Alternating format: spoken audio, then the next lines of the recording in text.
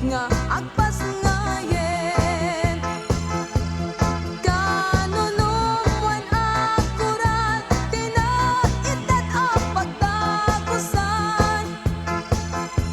Ken kuloong tinagpas ngayan ni Birhen Maria akang papatgan.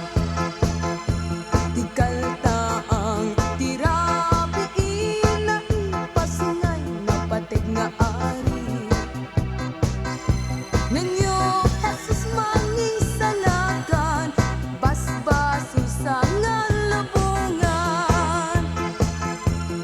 Pitwen nga inggit ranyag na timpuan nimgag akas